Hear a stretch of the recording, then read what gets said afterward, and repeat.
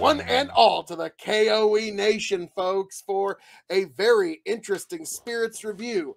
I am your King of Extreme, Phil K.O.E., the man of the hour, the man with the power, the man that makes you the podcast cower, the prince and potentate of the political parlance, and the lord of the Scottish Highlands. And I am joined this evening here at K.O.E. Nation on YouTube, TikTok, and Twitch by my two indomitable broadcast partners, the one, the only, your Big Buckin' Emperor Chicken. Find me Facebook and YouTube, Big Buckin' Empire. and also the Blend Master, quadruple distilled, non-chill filtered, 14-time Revolutionary Wrestling Podcast Champion, Tony fucking G. Like, share, subscribe. So, folks, gentlemen, we're going to get into what's the new darling of the Nebraska bourbon scene.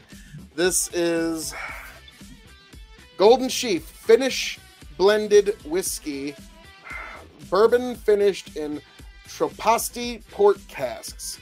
57.5 alcohol by volume, 115 proof. Ooh. Batch number 1. Bottle 121 of 300. So there's not a whole lot of these out there, folks. And this is another one of the creations from that bourbon mad scientist himself, David Mark Young. Full disclosure. He's thumbs up a few of my Facebook bourbon posts before. So whoa. I mean, it's thumbs up to him. Yes. Yeah, thumbs up to you too. But yeah, so there you go, folks. Full disclosure, he has reacted to a thing I've done online once. So, All right. so let's see. No bias. Well, Chicken, I'll let you, since this is your bottle. So yeah, I did find this in Columbus, Nebraska. Hy-Vee.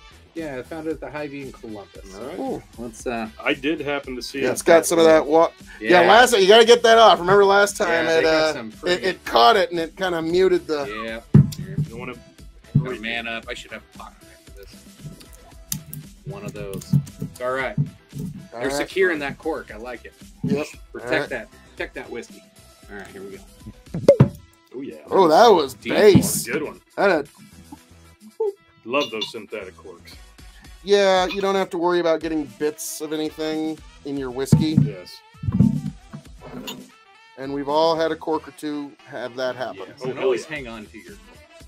Yeah, especially the synthetic ones. You can repurpose them. So, Tony, I'm going to hand the back of the bottle reading off to you while me and Chicken consider the nose. Distillery number 1, Omaha, Nebraska. We are proud and honored to present to you the first of many finished bourbon, finished blended expressions. This initial blend is a bourbon finished in Tropasti port style wine cask produced by James Arthur Vineyards, also of Nebraska. Good stuff there. I love their Edelweiss. Is that how you say it? Edelweiss, yep. Yeah. Yep. Good stuff. It is very nice. In honor of their 25th anniversary, James Arthur Vineyard bottled their award-winning, finely crafted 12-year-old Tropasti port wine and allowed us to refill those casks with a specially selected bourbon for a beautiful and delectable wine-finished whiskey. Cheers and happy 25th, James Arthur Vineyard. We selected a blend of 2 8-year and 1 7-year whiskeys, sourced from Indiana and Kentucky.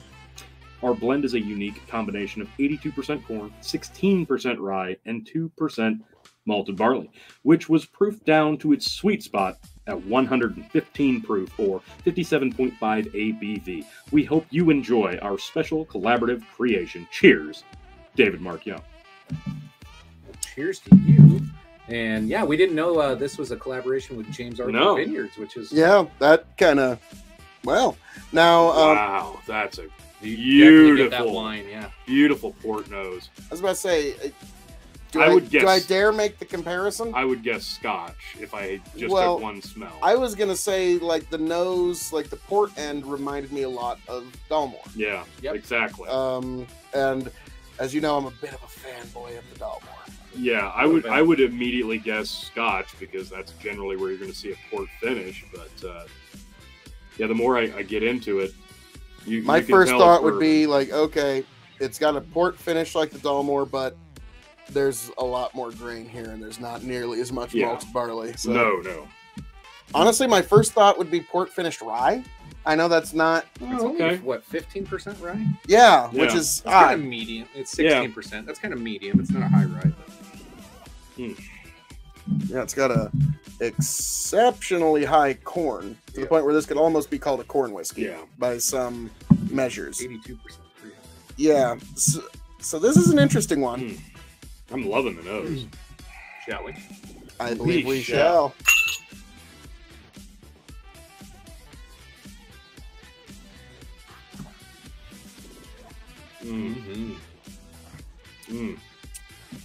Chocolate candied cornbread. Oh, baby. Definitely With some spice. Cornbread with spice, yep. Oh. Chocolate's on the front. It fades fast. Oh, wow. Yeah. My God. Into some heavy spice on the back. Oh, wow. Woo! I think you nailed it on the cornbread. I get a lot, like buttery cornbread with the spice afterwards, like you said.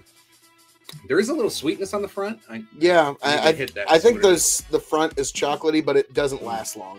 What was that? What was that you were saying? Chocolatey cornbread with spicy sweet on. No, before we started the review, you said something about Mr. Young giving you thumbs up. Yeah, give me a thumbs up. We'll take that thumb, stick it in a Christmas pie, and pull out a plum because I'm getting a little bit of that. Okay.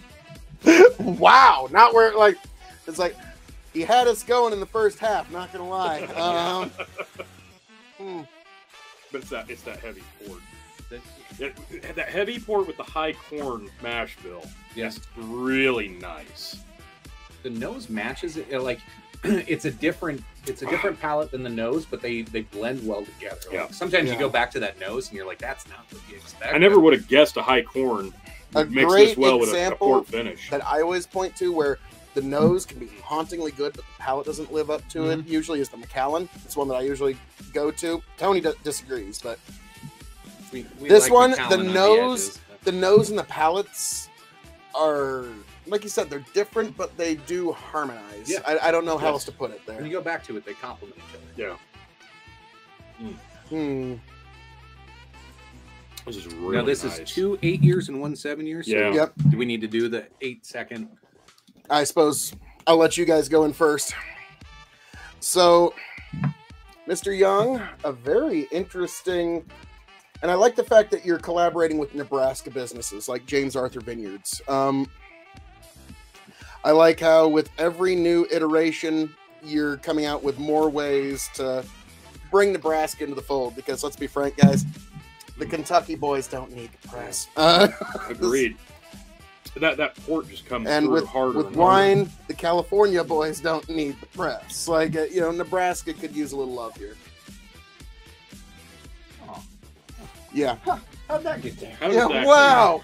What a coinky dink. Now, Crazy. gentlemen, we now get to the hard part here. This is going to be hard. With that 8 second, like it was a little tough with that spice, and in chewing through that because it lingers.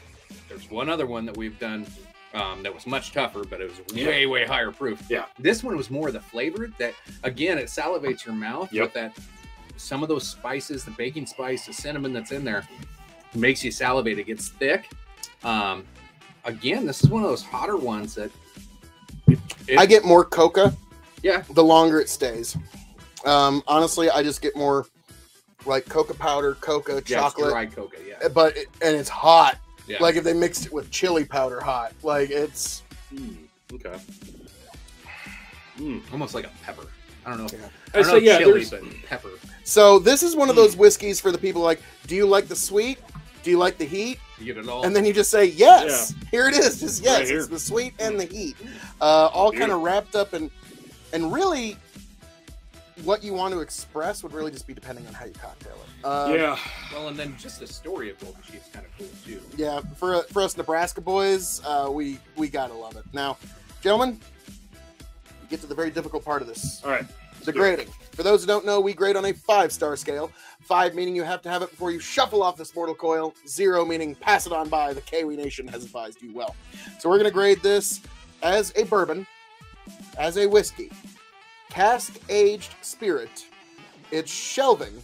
And for those new to the show, the secret 5th question. Now, I know some people say it's a blended whiskey, but it's bourbon finished in casks. Yeah, so it's 3 let's bourbons. be frank. It's kind of like technically Breckenridge rum cask finished isn't technically a bourbon, but it's bourbon. So it's kind of like here. Like, I get it. Tony, you and I have argued rounds and rounds about what is and is not bourbon, but this is bourbon. You want to be a stickler? Yeah. Yes, but all right. So as a bourbon,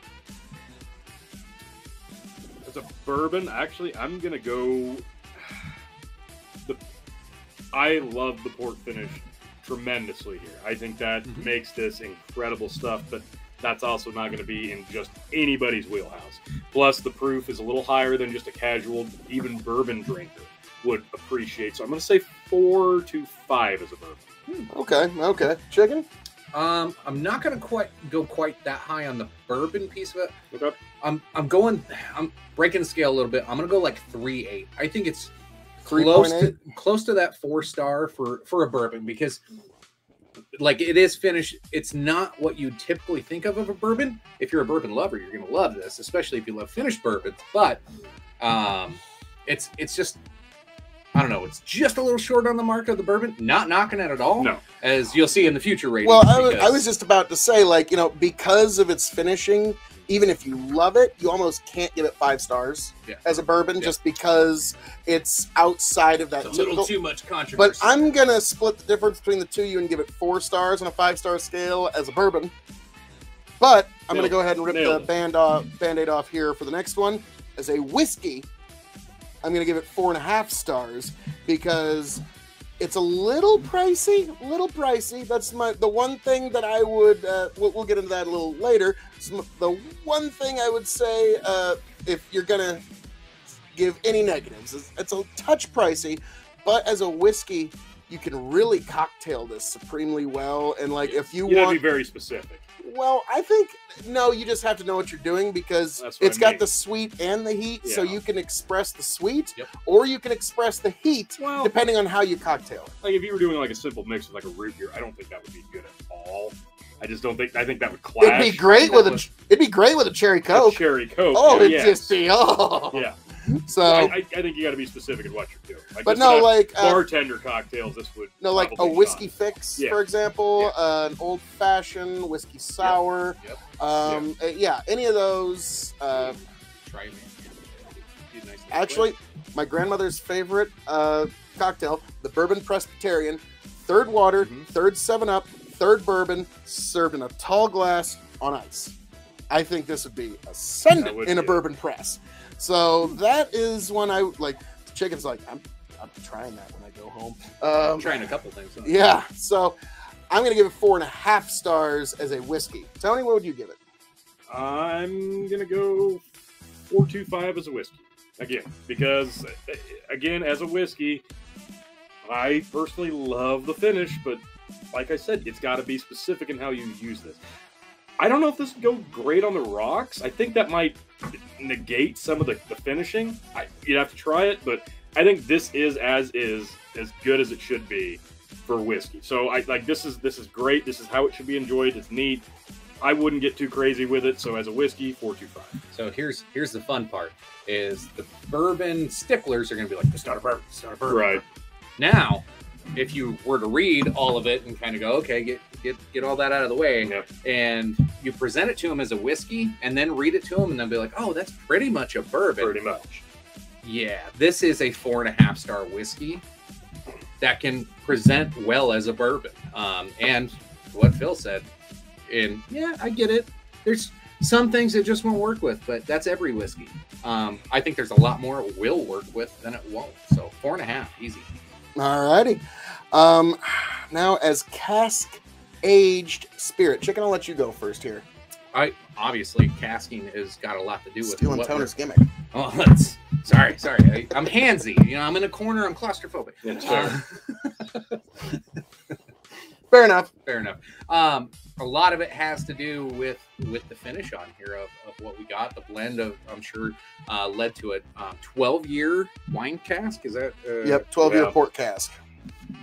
That's got a lot to do with what the finished product is. So for that, I'll give it a 4.25. I think there's more to be done, but this is an excellent product. Again, little on the pricey side, but we'll get into it. I'm not regretting the price I paid, though. It's a risk to take. Yeah. Well, I've always liked James Arthur Vineyards because their stuff's always very sweet. And so I always figured it would be a great... And a 12-year wine? Yeah, that'd be a great cask ager. Now, so, what do you give it, T? I'm going to let you go first. It's cask aged spirit. I go 4.5. 4.5. So 4.5. 4.25. 4.5. Okay. I gave it 4.25 as a bourbon. I gave it 4.25 as a whiskey. I'm not going to give it 4.25 as a cask finish. I'm going to go 5 as a cask finish. 5 stars. This 9, is 2, 3, fucking 4. beautiful. 5. This is all in the casking. It's all in the blending. They used some of the finest aged product that they had available and took some of the most beautiful local barrels that they could find. Put Some it all of the best together. stuff in the state. This is a masterclass of cask finishing. 5 stars. I could drink this all day. Bathe me in this. This is beautiful. So this is the stuff you want to like in the 300 remake or the sequel where Xerxes goes into the pool and then emerges smooth, clean, and new. Okay. So, maybe proof it down a little if I'm going to bathe in it, but yeah. I was about to say, if you got any cut on you, you're going to know. As a Nebraska native out of state now, this is definitely one that's going to... it is going to be one that I can proudly show off to folks and say, hey, you can only get this in Nebraska, made in Omaha, and tell them the whole story with it. I think this is a pretty easy sell. Oh, yeah. To a lot of folks that come through to visit. I know bourbon hunters out of state that like to drive to Omaha and Lincoln and go chasing stuff. So I'll make sure I'm putting this on some radars. This is, it's worth chasing after. Yeah. At least the brand, if nothing else. Yeah. Now we turn to its shelving.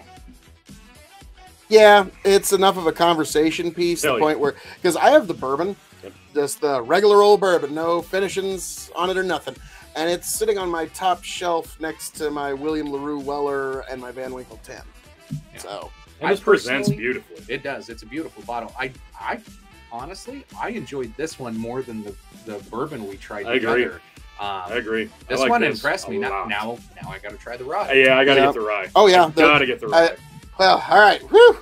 I'll let one of you boys pick up the rye, and I've made a few contributions. I've made a few bad decisions in whiskey hunting lately, but that's neither here nor there. Well, I mean, okay. We love them. Yeah, you guys love them, but all right. Great choices. All right. Now the secret 5th question.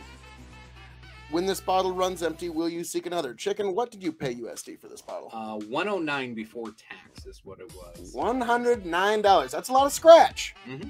But I would say for the bourbon, I don't know if I'd pay $100 again.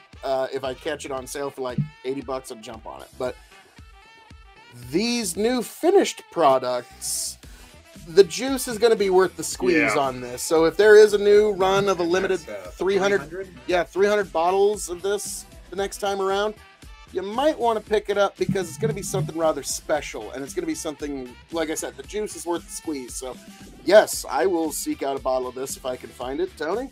I really like this, so I would say yes, but I also really want to try the rye. So it's going to come down to what I'm feeling. I was about to say, Chicken's got this one. I've got the bourbon. Yep. You just as well get the rye, and then we can do some more comparison videos. Yeah. I think that's a necessity coming down the pipe. I know where one more bottle of this is. I have to know where one is. If I strike out tomorrow on other stuff going home, I might just pick up that other one. Hey, there you go. Well, David Mark Young, thank you, sir. Well done, sir. Yes. A thumbs up. So I give him 2. Hey, as I'm known to say around here. All that being said, thank you for joining us here at the K.O.E. Nation for this special review of Golden Sheaf Finished Bourbon Port Cask Finished. I am your King of Extreme Phil, K.O.E., the man of the hour, the man with the power, the man that makes the other podcast cower, the prince and potentate of the political parlance, and the lord of the Scottish Highlands himself. Signing off, handing it off. I hope all of you make it back here to the K.O.E. Nation happy, healthy, much the wiser. Tony, Chicken, take it away. Folks, make sure you support your local distilleries and liquor stores, and make friends with some good folks behind the counter. You can get some good stuff, trust me. Go Nebraska. Beautiful stuff. Oh, and drink responsibly. Yes. See you next time.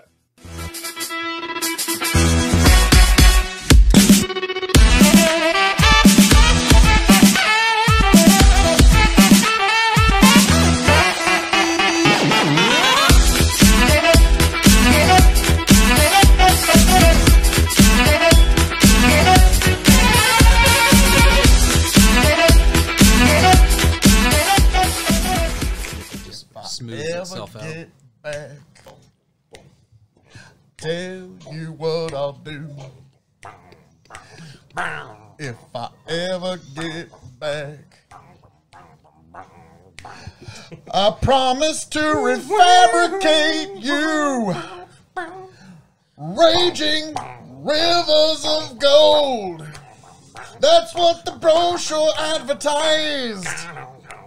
And now we're lost, we gotta take it down. Let you down slow, it's hard to survive. Nice. El Dorado. Oh, Lord. Well, let's see how that one went. Yeah.